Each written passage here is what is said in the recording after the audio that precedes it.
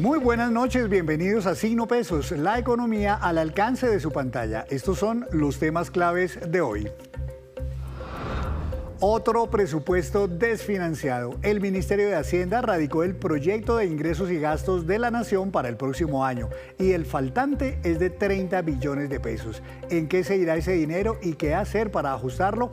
Analizaremos estos temas con el experto Diego Montañez Herrera de la compañía Dapper.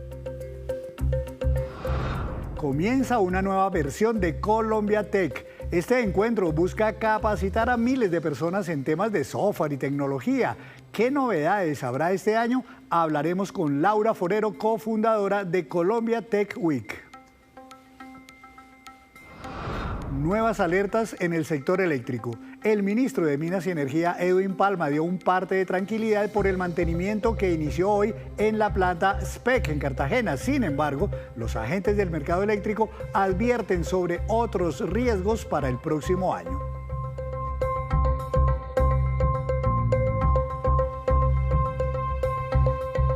Comenzamos esta emisión de Signo Pesos hablando del proyecto de presupuesto general de la Nación que presentó el Ministerio de Hacienda saliente al Congreso para su estudio y aprobación. La iniciativa ya genera dudas y cuestionamientos. Para analizar estos temas, saludo al doctor Diego Montañez Herrera. Él es economista y miembro de la compañía Dapper. Doctor Montañez, bienvenido a Signo Pesos. Buenas noches.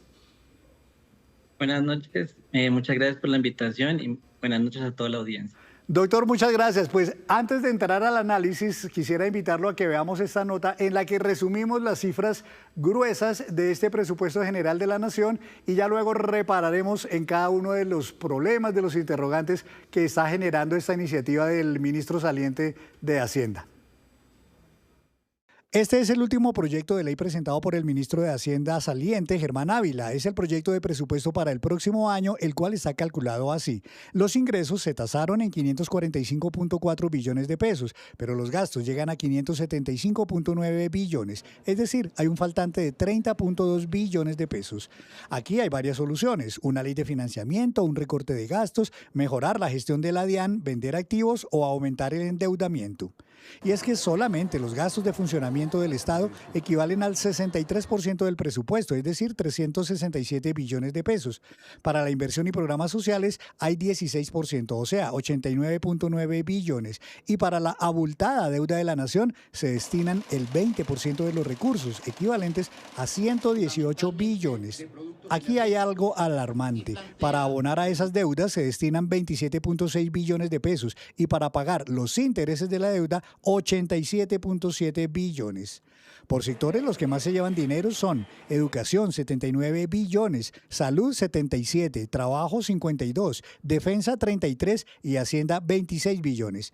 El Ministerio de la Igualdad, que está en liquidación, se gastará 121.590 millones de pesos, casi lo mismo que le darán al Ministerio de las TICs.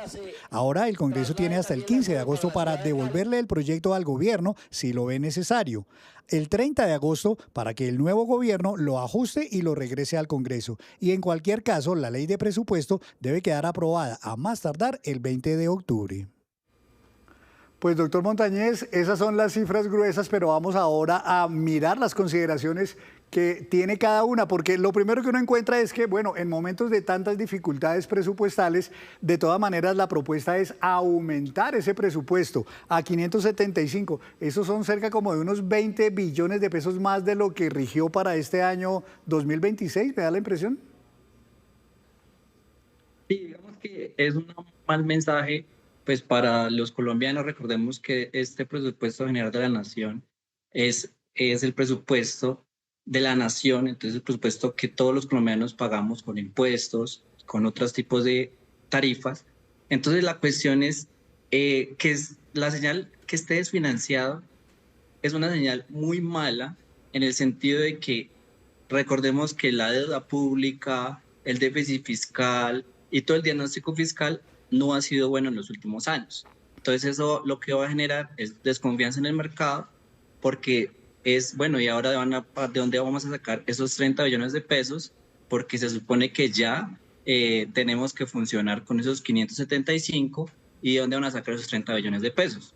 Inicialmente Dice, el marco fiscal planteó una reforma tributaria, que el marco fiscal lo planteó pues el gobierno saliente, en el cual decía que de alguna manera ahí iba a tener ciertos recursos, pero pues vamos a ver si efectivamente eso se materializa, porque pues la reforma tributaria todavía está ahí, pero todavía no la han aprobado. Claro, y seguramente, y así lo reconocen los congresistas del Pacto Histórico, va a ser muy difícil que la aprueben, más aún cuando estamos a pocos días de que empiece un nuevo gobierno con una mirada seguramente muy diferente. ¿Qué hacer para solucionar ese faltante de 30.2 billones de pesos? Pues dicen los expertos, no hay solamente una salida como es la reforma tributaria, hay estas otras opciones. ¿A cuál cree usted que termine pegándole, apuntándole el nuevo gobierno en cabeza del ministro de Hacienda, el doctor Miguel Gómez Martínez? Bueno, lo más probable es que, como bien lo dijiste, la reforma del último gobierno no pase. Entonces, ya el nuevo ministro lo que está diciendo es como que va a presentar una reforma diferente, entonces de alguna manera como una ley de financiamiento. Pero digamos que inicialmente, ¿cuál es la gravedad del problema? Que este gobierno le deja ese hueco al siguiente gobierno. Entonces, ¿qué es lo que puede hacer el siguiente gobierno? Entonces, las estrategias que más factibles puede hacer es inicialmente lo más probable que le va a tocar hacer es recortar de alguna manera ciertos gastos, esperando que al 15 de agosto se sabe cuál es el número definitivo. Recordemos que este proyecto todavía se tiene que aprobar, como ya se mencionaban en las fechas, pero inicialmente creo que la primero que tiene que hacer es como, y a la campaña que ha hecho es como, bueno, tiene que recortar ciertos rubros, y ahora bien, recordemos que el Estado tiene una inflexibilidad muy alta porque hay gastos que pues efectivamente dependen por orden constitucional y legal en temas de salud, de educación. Entonces ahí la cuestión es que ese recorte de gastos tiene que ser muy, muy cuidadoso para poder de alguna manera maniobrar esos 30 billones. Ese por un lado. Y por el otro lado, tiene que meterle mucho la ficha a Ecopetrol y la modernización de la DIAN. Creo que por ahí pueden conseguir ingresos adicionales a los estipulados que ya están en el presupuesto general de la Nación, porque recordemos que ese presupuesto ya tiene unas estimaciones de recaudo y adicionales a esas estimaciones de recaudo, pues hay que conseguir esos 30 billones adicionales. Claro, es que usted menciona una palabra clave en toda esta discusión, es la inflexibilidad del presupuesto general de la Nación, porque es que mire, los gastos de funcionamiento es la partida más gruesa, el 63% de los ingresos de la Nación se van en gastos de funcionamiento y han dicho las entidades que es muy difícil bajarle a eso porque pues son gastos que no varían de un día para otro, que no hay mucho de dónde echar tijera. Tendría que ser algo muy quirúrgico, como usted lo dijo. El pago de la deuda, pues ni de qué hablar, ahí no hay nada que hacer. El pago de la deuda sí o sí toca pagarla, sería mucho más grave no pagarla. De pronto, el sacrificado, como siempre, va a ser el rubro de inversión, donde inclusive no solamente hay obras, sino también programas sociales. Pues esperemos que no, pero digamos que en la práctica, en la realidad, por ejemplo, si uno compara las cifras históricas de inversión y las cifras históricas del servicio de la deuda, lo que está pasando es que en los últimos años cada vez el presupuesto destina más a la deuda. Esos 118 billones nominalmente desde el año 2000 es el monto más alto que se destina a servicio de la deuda. ¿Eso qué ha hecho? Que ha desplazado el rubro que tiene para la inversión. La inversión es apenas 90 billones, es decir, que la diferencia ahí es 20 billones, cuando históricamente desde el año 2000 al 2019 iban de forma similar. Entonces ahí la cuestión es, pues generalmente siempre se quiere es como recortar desde la inversión pública, pero recordemos que la inversión pública es muy importante porque es la que genera ese crecimiento potencial y al tener un crecimiento económico mejor, pues podemos aspirar a tener un mejor recaudo y pues mejores ingresos del Estado. Entonces, ahí es donde tiene el problema. Aquí hay un tema, doctor Montañez, que preocupa bastante y es que, mire, para atender la deuda se van a ir 27 billones de pesos en esos abonos, digamos, al pago de la deuda, pero en los intereses de la deuda ya vamos en 87 billones, están creciendo 27% más de lo que se pagó en intereses de la deuda el año pasado. ¿De dónde sale semejante crecimiento de los intereses de la deuda? Bueno, digamos que esto no es un problema del último año, es un problema de tener consecutivamente durante varios años déficits fiscales persistentes. Recordemos que el déficit es la diferencia entre los gastos y el ingreso. Lo que pasó es que en 2024 hubo un gasto mucho más alto que los ingresos y en 2025, digamos que algo se mejoró un poquito, pero seguimos con ese déficit. Recordemos que el déficit estuvo por encima del 6%.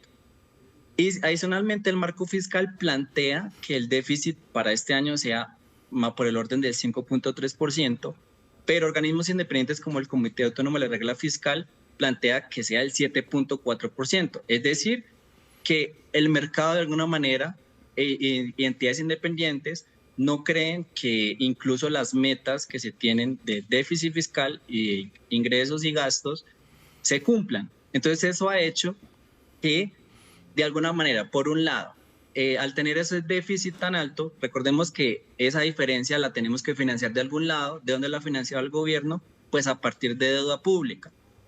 Como se ha escuchado en la prensa, esa deuda pública se ha hecho a partir de alguna manera, tener antes tasas al 7-8%, que era el préstamo o las famosas TES que se hacían, a tener este año tasas más del 13, incluso llegando pues al 15% en ciertos plazos. Entonces eso ha hecho que pues al incrementarse esas tasas, pues lo que tenemos que hacer es que tenemos que pagar más intereses en 2026 y en los siguientes años. Porque mira lo que hizo el gobierno, hizo una operación de manejo de deuda, que así la llamaron.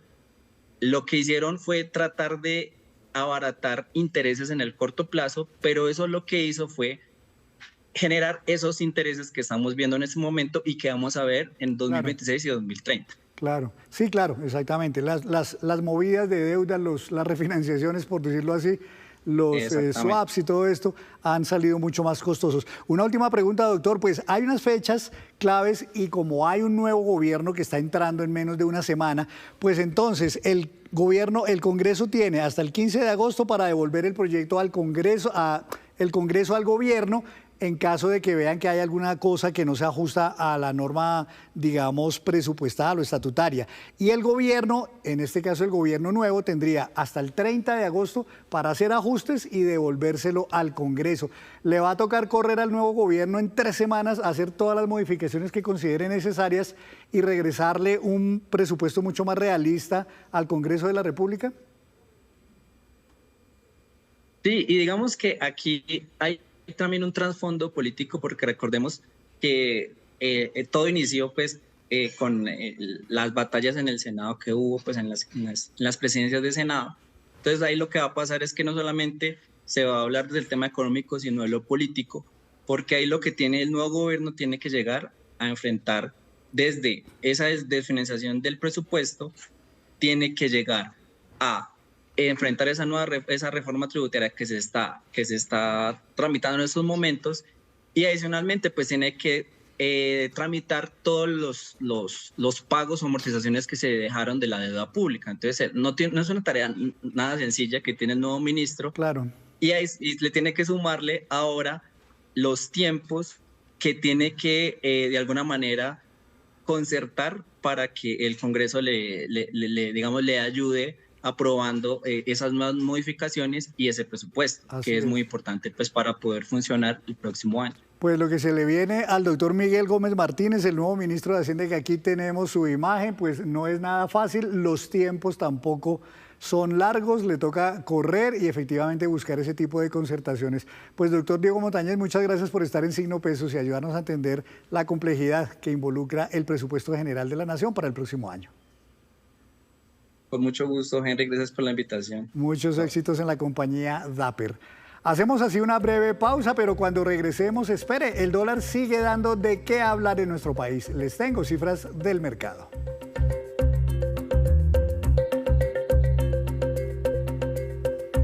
Gracias por mantenerse conectado con Signo Pesos. El próximo mes de agosto se realizará en Bogotá Colombia Tech 2026, una feria especializada en tecnología y en software. Y para saber los detalles de este evento, quiero saludar a la doctora Laura Forero. Ella es cofundadora de Colombia Tech Week y además es la gerente de operaciones. Doctora Laura, bienvenida, buenas noches. Hola, ¿cómo están? Buenas noches a todos. Bueno, cuéntenos qué es exactamente Colombia Tech Week 2026. Colombia Tech Week es un formato internacional que llega a Colombia desde el 2024, trayendo una semana de cientos de eventos simultáneos y la mayoría de ellos gratuitos alrededor de temas de emprendimiento, innovación, tecnología e inversión, abierto para todas las personas que están emprendiendo, haciendo empresa y, por supuesto, entrando en el mundo de la tecnología. Cuando uno habla de ferias de tecnología, uno se imagina a veces que puede ser una cosa donde van a vender dispositivos, otra donde es una feria para hacer negocios entre unas empresas y otras, digamos proveedores con clientes, pero también puede ser algo de aprendizaje. En realidad, ¿a qué le apunta Colombia Tech Week? Colombia Tech Week le apunta a todo, pero sobre todo a crear un ecosistema donde los colombianos y los latinoamericanos puedan ver una oportunidad de negocio, de proyecto de vida y de crecimiento y expansión de sus negocios a través de todo lo que pasa alrededor de este tipo de startups y empresas en Colombia y en Latam, porque aquí vienen más de 50 países cada año. Tenemos un evento donde hay más de 150 eventos gratuitos bajo registro en nuestra página web de colombiatechweek.co. Pero no solo eso, también hay un festival con más de 150 speakers en el Parque Museo del Chicó, acá en Bogotá, donde van a estar personas de Rappi, SAP, AstraZeneca, Da Vivienda, ADI y también muchas de las empresas colombianas que están, digamos que muy posicionadas, como también tenemos a Revolut, que es una nueva empresa que llega, Lulobank, también obviamente Wenia, Wompi, Neki, Da Vivienda, Colsubsidio, Bodytech y muchísimas más que van a estar acá hablando sobre cómo crecer negocios y cómo hacer ecosistema tech en Colombia. Bueno, vamos a explicarle un poquito más detallado a quienes nunca han ido todavía a Colombia Tech. Si yo soy una persona interesada, un joven interesado en aprender de software, en aprender de desarrollo de estas tecnologías, construir, por ejemplo, unas apps ahora que, digamos, hay software para todo esto, el desarrollo de software, ¿qué puedo encontrar en Colombia Tech Week? En Colombia Tech van a encontrar, primero, eventos gratuitos en todas las ciudades del país. Tenemos Bogotá, Barranquilla, Medellín, Cartagena y tenemos eventos que la gente se puede registrar desde un torneo de golf, pádel, charlas, workshops, talleres. Hay todo tipo de eventos para que las personas apliquen, las aprueben y puedan ir de manera gratuita. Al otro lado tenemos un montón de charlas y talleres presenciales en el Parque Museo del Chico en Bogotá el 13 y el 14 de agosto, que son espacios de muchísimo network, de mucha conexión, pero sobre todo de mucha educación en finanzas, inteligencia artificial, ventas y también en networking y de cómo hacer marca personal también. Ok, y si yo soy más bien un emprendedor en el mundo de la tecnología y lo que quiero es traer novedades y cosas de tecnología a Colombia, ¿cómo me ayuda allí Colombia Tech Week? Bueno, yo creo que acá lo que hay que hacer es aprender a venderse, porque muchos de estos eventos lo que hacen es conectarte con grandes clientes o potenciales clientes que no vienen cualquier día a Colombia Tech, porque ellos solo se programan para estar en la agenda del 10 al 16, poder conocer personas nuevas, generar nuevos negocios. Y yo creo que aquí el gran punto es saber venderse en los momentos especiales, que es lo que nosotros también abrimos a las personas, y es que se puedan presentar y que puedan conectar. Claro, y es que muchos buscan no solamente un proveedor, por ejemplo, de tecnología, sino que lo que buscan es, por ejemplo, capital semilla o alguien que le inyecte a su emprendimiento dinero. Habría también allí, por ejemplo, esos fondos de inversión que a veces le dicen a uno, listo, le pongo a su emprendimiento 20 millones de dólares. ¿Eso es posible? Bueno, sí, señor. Este año vendrán más de 200 fondos. Ya hemos tenido más de 400 fondos en los 2 últimos años y tendremos espacios de valor donde van a haber demo days, van a haber emprendedores presentando sus pitch en el main stage de nuestro festival. Van a haber más de 15 emprendedores presentando sus negocios. Van a haber diferentes espacios donde ellos también van a poder conectar. Uno nunca sabe quién tiene al lado, ¿no? Entonces también hay que saludar, hay que empezar a buscar dónde están ellos y en la agenda que tenemos gratuita también hay eventos de fondos de inversión y diferentes inversionistas que están buscando emprendedores para invertirles. Bueno, recordemos entonces cuáles son las fechas y los horarios, digamos, en que uno puede asistir presencialmente a Colombia Tech. Perfecto. Tendremos eventos gratuitos bajo registro para todas las personas en Colombia el 10, 11 y 12 de agosto y tendremos el festival en el Parque Museo del Chicó el 13 y el 14 de agosto. Sábado y domingo tendremos hackathon y también eventos deportivos durante el fin de semana para todos los que quieran conectar a través del deporte. Recuerden que pueden ir a colombiatechweek.co o a colombiatechfest.co para que vean toda la agenda que tendremos. Ahora, esto para las personas en Bogotá, si hay gente que está en otras ciudades y quisiera de alguna manera encontrar cosas en Colombia Tech, ¿en otras ciudades se puede uno conectar virtualmente o también hay alguna descentralización de eventos físicos en otras ciudades? ¿Cómo sería eso para quienes están fuera de Bogotá? Bueno, en este momento tenemos más de 50 eventos en ciudades como Barranquilla, Medellín, Cartagena e incluso Pereira, donde la gente a través de la página web puede buscar cada una de las ciudades y ahí se pueden registrar de manera gratuita en estos eventos. Usted habla de 150 eventos gratuitos. ¿Todos son realmente gratuitos o hay en algún momento alguna cosa que hay que pagar también para que la gente entonces se prepare económicamente?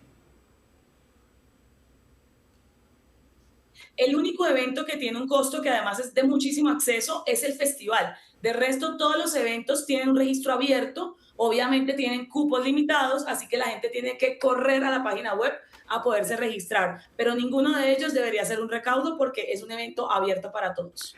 Esta es, si no estoy mal, doctora, ya la tercera versión tal vez de Colombia Tech. ¿Cómo les fue en las anteriores? Esto es un evento de cuántas personas que visitan, bien sea presencial o virtualmente, los eventos.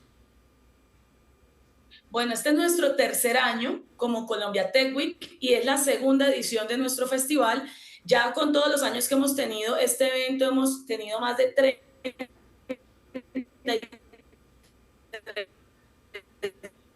personas de 30 países, de 4.000 corporativos en diferentes momentos que están haciendo negocios, emprendimiento. Aquí tenemos desde un emprendedor que está arrancando hasta un gran empresario como los de Bolt, que siempre han estado apoyándonos, los de Adi, todo este tipo de marcas que han crecido un montón, Rappi, todos ellos, y que son también inspiración para todos. Pues entonces es una feria para no perderse, especialmente si la gente está interesada en aprender o en hacer negocios alrededor de la tecnología. Doctora Laura, muchísimas gracias por explicarnos a mí y a los colombianos sobre esta feria tan importante para los jóvenes. Muchas gracias.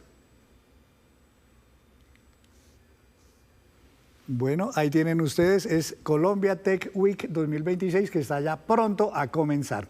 Y cambiamos de tema porque el gobierno se reunió hoy con autoridades del sector eléctrico para evaluar el impacto que podría tener el mantenimiento de la planta regasificadora SPEC.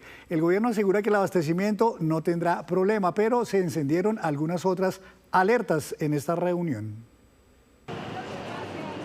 El gobierno nacional juega una prueba de fuego para garantizar el suministro de energía y gas. La planta regasificadora de Cartagena, que está en mantenimiento hasta el próximo 3 de agosto, suministra cerca del 60% del gas que utilizan las plantas térmicas, responsables de generar alrededor del 13% de la energía que consume el país, especialmente en momentos de alta demanda. Tenemos el gas para energía eléctrica 100% garantizada y para la demanda esencial de gas, es decir, para los hogares colombianos. La coordinación con las empresas del sector permitió asegurar el gas y la logística necesaria para afrontar este periodo de mantenimiento sin poner en riesgo el abastecimiento. El ministerio viene trabajando con todas sus entidades desde hace por lo menos 4 meses y se logró identificar cuáles eran las necesidades de gas para el mantenimiento y coordinar a todas las empresas para que ese gas se consiguiera y el transporte necesario.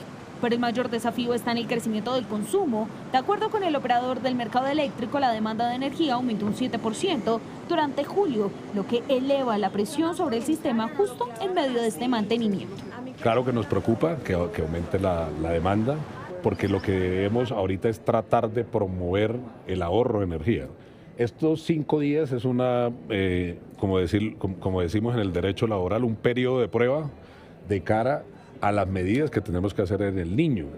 La Bolsa Mercantil y el Consejo Nacional de Operaciones alertaron que el déficit de gas, que hoy se estima entre el 20 y el 30%, podría aumentar entre un 2 y un 10% adicional si no entran los nuevos proyectos de importación de gas. Ahora, si no se dan esos proyectos de importación, sí podríamos tener un faltante que es más o menos del orden. El pico, como está previsto hoy, puede ser en marzo del año entrante y terminan siendo como de bueno, tampoco, 145, 140 hacia marzo. En ese pico. Eso es un poco más del 10% de la demanda. Sí. Por ahora, el país entrará en una cuenta regresiva de 5 días que pondrá a prueba la capacidad de respuesta del sistema mientras el gobierno llama a la tranquilidad. El sector advierte que el verdadero desafío no es el mantenimiento, sino garantizar el gas que Colombia necesitará durante los próximos años. Y más noticias, el dólar siguió bajando en Colombia hoy y ya incluso alcanzó a caer a menos de 3.100 pesos, lo que significa una caída de casi el 17% este año. Una situación que favorece a quienes necesitan o desean comprar dólares. Les contaremos cómo aprovechar este momento para adquirir esta moneda estadounidense a través de nuevas opciones digitales que hay en el mercado. Hasta hace poco la única opción era ir a comprar dólares a una casa de cambio, pero ahora el furor está en comprar dólares digitales donde su precio puede ser hasta 200 pesos más bajo que el dólar físico. Aplicaciones móviles como Litio, Wenia, Global 66, Arc y Plenty permiten comprar dólares digitales más baratos. Son dólares estadounidenses que existen de forma digital y tienen un valor 1 a 1 con el dólar real. Una de sus principales ventajas es la tasa. Las casas de cambio te pueden estar ofreciendo casi 300 pesos más caro. No requiere ningún pago de mensualidad ni ningún cobro inicial. Lo que hacemos nosotros es que permitimos a cualquier colombiano acceder a un dólar, lo pueden comprar pagando por métodos que ya conocen como PSE. Ahora agregamos Breve, que es importante dado que Breve es un método muy conocido en Colombia. Mientras que en promedio en las casas de cambio el dólar se vende hoy por encima de los 3.300 pesos, veamos la oferta de estas aplicaciones digitales. Estas apps le entregan una tarjeta de débito física o virtual que le servirá para pagar sus compras en cualquier parte del mundo, así como retirar en cajeros en la moneda local del país donde esté. O simplemente para ahorrar para viajes o necesidades futuras. Pagar en comercios físicos o pagar en comercios virtuales 1 a 1, y este 1 a 1 quiere decir que si lo que están comprando vale $5, pues 5 USDW le restamos de su saldo. Los clientes van a poder tener sus dólares en su cuenta y cuando los quieran utilizar los pueden retirar, pero mientras tanto estos dólares van a estar creciendo hasta el 6% efectivo anual. Otro beneficio que brindan algunas de estas aplicaciones es que le dan una rentabilidad de entre el 4% y el 8% por tener sus dólares ahorrados. Recuerde siempre verificar las condiciones de cada aplicación y leer comentarios de otros usuarios para ir a la fija con sus dólares digitales. Y antes de despedirnos los dejo con más datos de esto del dólar en Colombia, y es que sigue dando sorpresas. Hoy el cierre finalmente fue de 3.109 pesos, más bajo este valor desde el año 2019, exactamente en el mes de abril. Eso significa que solo este año la caída ha sido del 17%, pero desde el último año, 12 meses, esta caída ya acumula 25%. En este año solamente ha caído 665 pesos el dólar. Así terminamos por hoy. Los esperamos en nuestra próxima emisión con toda la información económica que usted necesita saber. Esto es Signo Pesos, la economía al alcance de su pantalla. Feliz noche para todos.